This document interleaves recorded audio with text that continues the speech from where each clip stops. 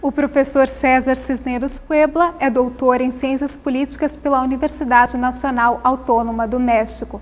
Atualmente é professor de Sociologia na Universidade Autônoma Metropolitana Iztapalapa, no México.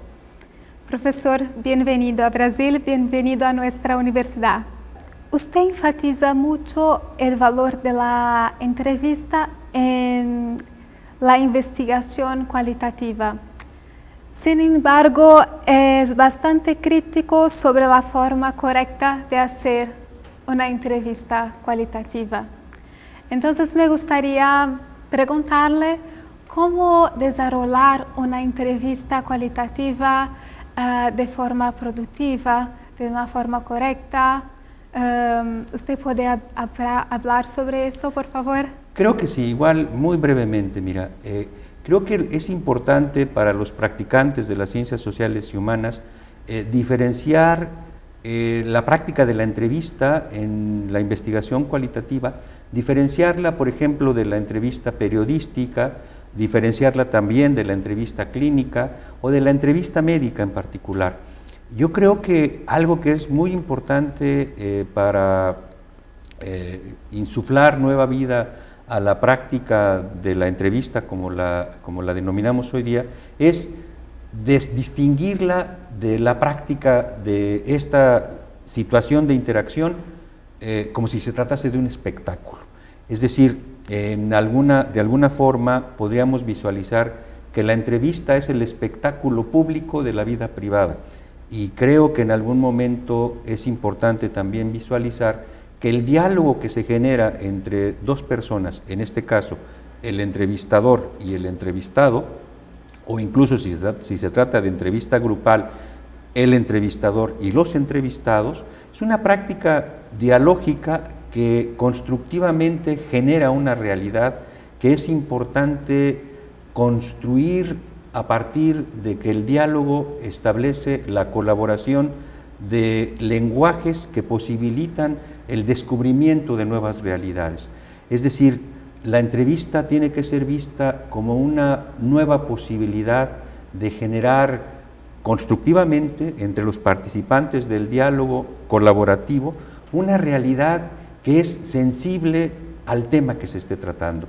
Esto significa, para decirlo en palabras muy concretas, que la práctica de la entrevista es una práctica generadora de realidades, generadora de consensos, generadora también de disensos, y que en algún momento, para tener la práctica de la entrevista como constructora de datos para la investigación cualitativa, es muy relevante catalogar a esa realidad que se está construyendo como una realidad que, sin ser efímera, es muy rica como producto de análisis que se va a desarrollar para la construcción del conocimiento. Profesor, usted habla de una revolución metodológica en la investigación cualitativa debido a la introducción de nuevas tecnologías. ¿Qué nuevos paradigmas son estos y lo que podemos esperar para el futuro?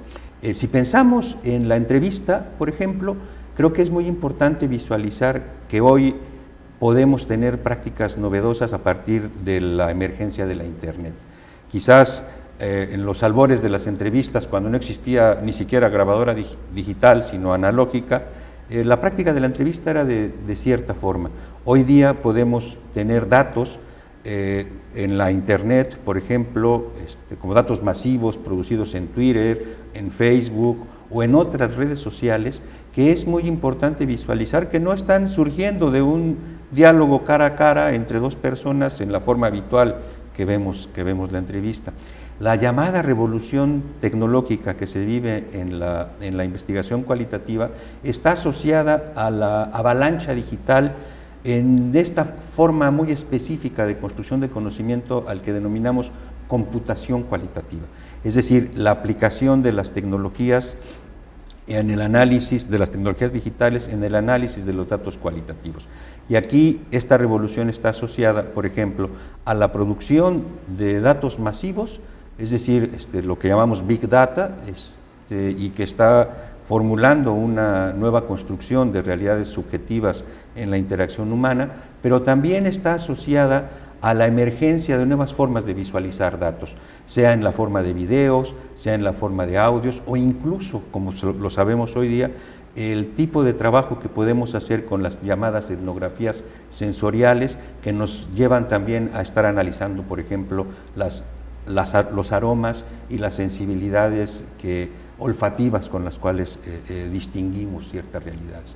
La revolución tecnológica asociada a la investigación cualitativa va de la mano de las nuevas formas de desarrollo de software y hardware que están modificando las prácticas de investigación. Profesor, perfecto, muchas gracias. Muchas gracias a usted.